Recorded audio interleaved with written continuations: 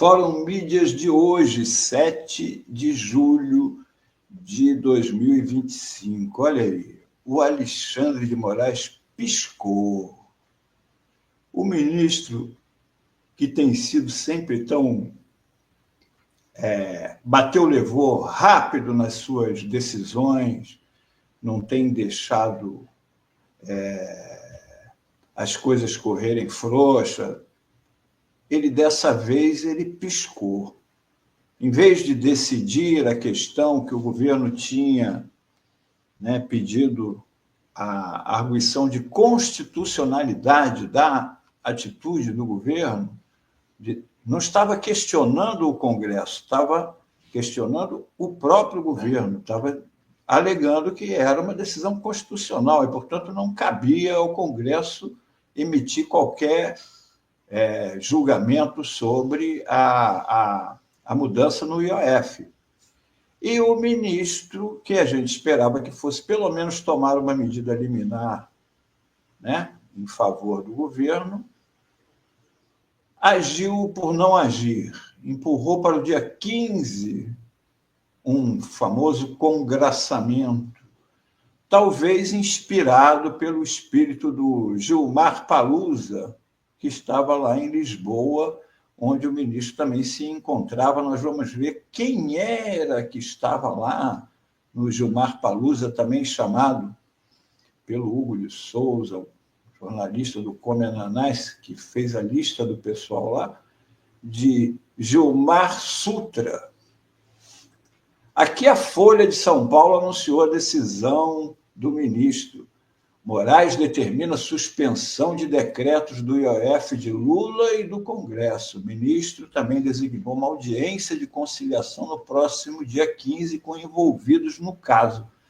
Não só a Folha, que sempre é tão crítica ao ministro Alexandre de Moraes, mas toda a mídia aplaudiu a decisão conciliatória do ministro.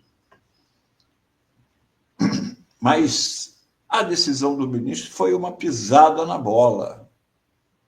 A primeira pisada na bola do ministro Alexandre de Moraes. Aí vamos tentar ver, será que foram os ares lá do Gilmar Palusa?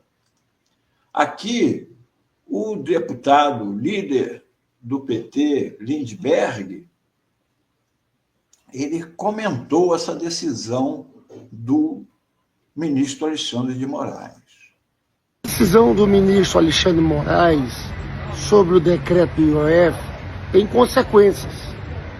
No dia 22 de julho, vai ter que ser apresentado o relatório fiscal das contas do governo e essa decisão vai ter um impacto, vai ter que ser retirado 10 bilhões.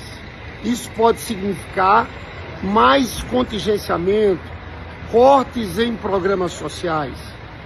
O outro ponto que eu quero destacar é que o texto constitucional é claro, é uma competência do Poder Executivo, estabelecido pelo artigo 153, inciso 5º. O Poder Executivo pode mexer nas alíquotas do IOF dentro dos limites estabelecidos pela lei. Tem mais, tem uma lei de 1994, a Lei 8.894, que diz que o IOF é um imposto de caráter regulatório, mas que pode ser utilizado para política fiscal e monetária. É o parágrafo 2º dessa lei. Política fiscal é para arrecadação. Tem uma vasta jurisprudência do Supremo sobre isso. O que eu acho que talvez o ministro Alexandre de Moraes não tenha percebido é que por trás de tudo isso tinha um debate sobre o próprio Supremo Tribunal Federal. Tem uma turma que dizia, olha, é um absurdo o governo recorrer ao Supremo. É como se questionasse o papel do STF em relação ao controle de constitucionalidade, que é um princípio central de todas as democracias modernas. Na verdade, essa posição de alguns da extrema-direita, desse movimento bolsonarista, já vinha sendo expresso em vários outros episódios. No da Carla Zambelli, no caso do Ramagem, em que o parlamento, a Câmara, votou contra o texto constitucional e ficaram indignados porque eu recorri ao Supremo Tribunal Federal. Então era isso que estava em jogo. Eu tenho receio que essa decisão do ministro Alexandre de Moraes, ao não decidir, reforce esse ataque ao texto constitucional, às competências do Poder Executivo, mas também do próprio Supremo Tribunal Federal. Pois é. Agora, não foi apenas o deputado Lindenberg. O professor jurista Pedro Serrano também deu uma entrevista ao site 247, em que ele comentou, entre outras coisas, essa decisão e disse: o decreto legislativo não pode suspender um decreto do executivo que esteja pura e simplesmente cumprindo a lei, como é esse o caso.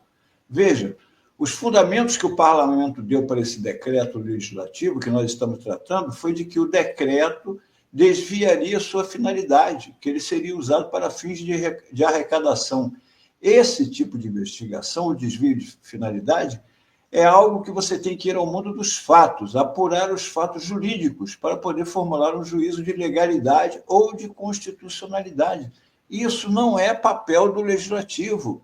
Isso é da jurisdição do judiciário. Quando o executivo produzir um decreto, ou seja, aqui o legislativo teria que recorrer ao judiciário e dizer que aquela decisão do governo era ilegal, ou seja, fazer aquilo que foi feito em sentido contrário. Quando o executivo produzir um decreto que inove primariamente a ordem jurídica, que cria originalmente direitos, obrigações que não foram estabelecidas em lei, ele pode impugnar. Resumindo, o que ele está dizendo é o seguinte: o governo não alterou a lei, o governo mexeu onde podia mexer, que era nas alíquotas, sem alterar a lei. Então, o legislativo não tinha o direito de mexer. É o princípio da divisão dos poderes. República, e aí ele critica a decisão do Alexandre de Moraes de juntar as partes para negociar. República não é, nem deve ser mercadoria para ser negociada. República é para ser observada e cumprida. E o papel do judiciário é ser o cumpridor desse princípio, é ser o garantidor da força da Constituição, é ser o garantidor da supremacia da Constituição nesse tipo de caso. Agora vamos tentar entender por que o ministro Alexandre, sempre tão decisivo, optou por não decidir.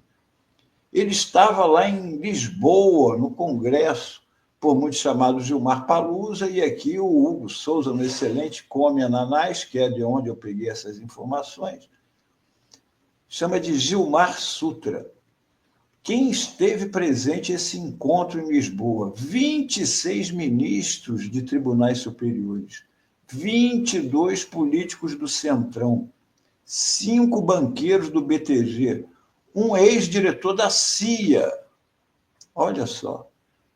O governador do Mato Grosso, os presentes, olha a turma que estava lá em Lisboa. O governador do Mato Grosso, Mauro Mendes, da União Brasil, que no ano passado afirmou que os Bororo, da terra indígena Tadarimana, inventaram um corredor espiritual para impedir a construção de uma ferrovia entre Rondonópolis, capital do agronegócio, e Lucas do Rio Verde, capital da agroindústria.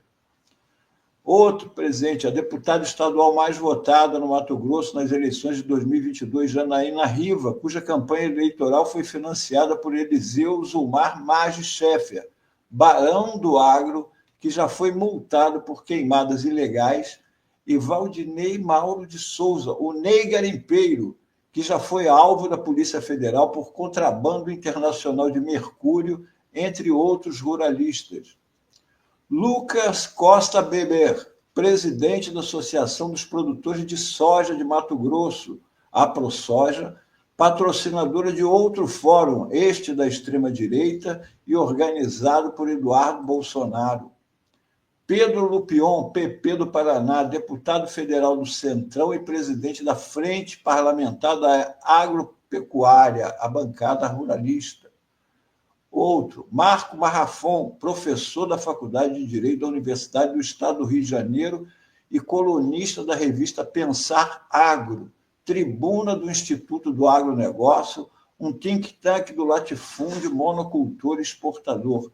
Na mais recente edição da revista, Marrafon escreveu sobre, aspas, a inconstitucionalidade do confisco de terras por desmatamento ilegal. Olha a turma que estava lá em Lisboa. Sidney Pereira de Souza Júnior, apresentado no material institucional do Fórum de Lisboa como, aspas, advogado, mestre e doutor pela Pontifícia Universidade Católica de São Paulo, sem menção a que Sidney é também consultor jurídico da AProSoja. 26, também estiveram presentes, 26 ministros de tribunais superiores, 5 dos 11 ministros do STF, 18 dos ministros do STJ, 2 ministros do TSE, 1 ministro do TST, 22 políticos do Centrão Inimigo do Povo, 12 deputados federais, 9 de partidos do Centrão, incluindo Hugo Mota, Inimigo do Povo, 4 senadores, todos do Partido do Centrão, 3 ministros de Estado, 2 de partido do Centrão, 8 governadores, 7 de partidos do Centrão, 15 desembargadores, 19 advogados que atuam em causas que estão em trâmite no STF, 7 dos 9 ministros do TCU, o Procurador-Geral da República e 2 sub-PGRs, o presidente do Conselho Administrativo da Defesa Econômica, CAD, e 4 dos 6 conselheiros da Autarquia Federal, 6 presidentes de agências reguladoras, 3 diretores do BNDES, advogado-geral da União, diretor-geral da Polícia Federal, 5 executivos ou membros do Conselho de Administração do BTG Pactual, Bradesco, Itaú e XP, presidente, vice-presidente e vice-presidente jurídica da COSAN, BRF, JF e JBS, CEOs de privatizadas Light e SEDAI, um diretor da privatizada Vale, 3 diretores da privatizada Eletrobras, Grupo Ambipar, Grupo Santa, Grupo Datafora, iFood, Sul América, British American Tobacco, Antiga Souza Cruz, FEBRABAN, Fiesp, CNI, CNT, Confederação Nacional das Instituições Financeiras, papapi, papapau, papapau, Grupo Globo, Grupo Record, Grupo Metrópolis de Comunicação, J, Migalhas, Conju, Michel Temer e Mike Pompeo, ex-secretário de Estado de Donald Trump e ex-diretor da CIA. Essa era a turma que estava lá em Lisboa e onde estava o ministro Alexandre de Moraes. Vamos nos lembrar sobre o Michel Temer, essa figura com essas mãos. Nenhum presidente na história se equipara a Temer na qualidade de diálogo, diz Moraes. É a opinião do ministro Alexandre de Moraes sobre o Michel Temer, que foi quem o indicou ao STF. E mais opiniões do Alexandre de Moraes sobre o Michel Temer.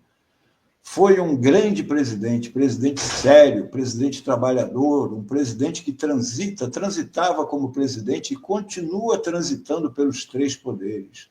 Se nós formos olhar na história dos presidentes da República, nós não temos nenhum presidente que se equipara com o presidente Michel Temer na qualidade de diálogo com todos os poderes. Moraes ainda relembrou a trajetória profissional de Temer, a quem se refere como um amigo leal. O amigo leal, o traíra, rapaz, que traiu sua companheira de chapa. Que amigo leal, um traidor. E é uma pessoa extremamente paciente. Isso, ele é paciente, ele é. Todo crocodilo é paciente. Você não vê o crocodilo como faz? Ele fica ali na água, esperando. Paciência é típico do crocodilo. Segue o Alexandre de Moraes sobre o Temer.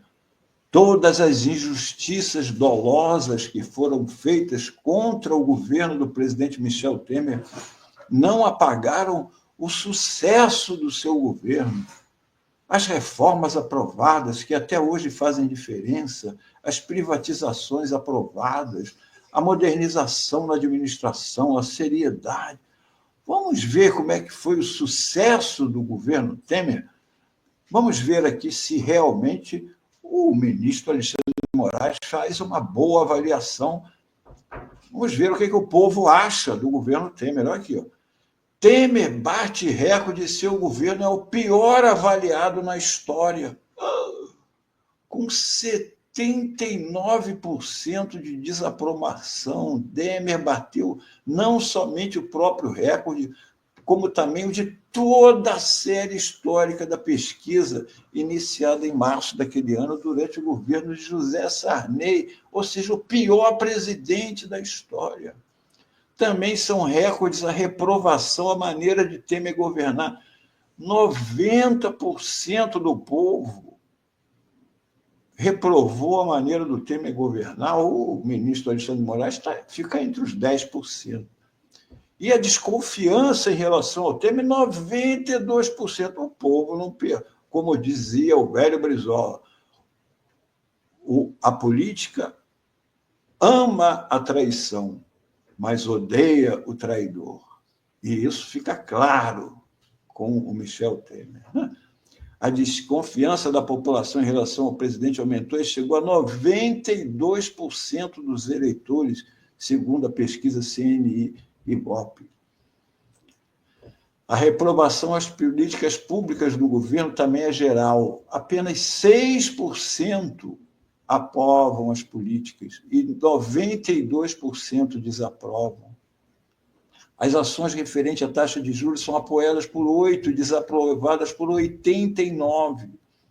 O combate ao desemprego é avaliado positivamente por 11% e rejeitado por 87% dos brasileiros. As políticas para a saúde são criticadas por 88% dos brasileiros. O combate à inflação é avaliado positivamente por 13% e reprovado por 83%.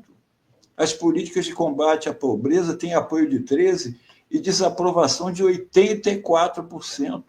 As ações de segurança pública, área do Temer e do Alexandre de Moraes, têm apoio de 14% e rejeição de 83%. Ministro, reavalie a sua opinião, não julgue por gratidão, julgue pela realidade. O Michel Temer foi um péssimo presidente da República. A lei de ser pessoa leal é, no mínimo, duvidoso para uma pessoa que traiu a sua companheira de chapa, trabalhou nos bastidores junto com Eduardo Cunha pelo impeachment da presidenta Dilma. Reavalie e pense bem no que está em jogo mais para adiante, porque essa piscada pode custar caro ao país, porque a mídia e a direita, o Hugo Mota, estão cantando vitória. Eles estão cantando vitória. Lembre-se disso aqui, ministro. Lembre-se do 8 de janeiro, lembre-se do que está em jogo. O país da legalidade ou o país da bagunça, do quebra-quebra, do golpe de Estado.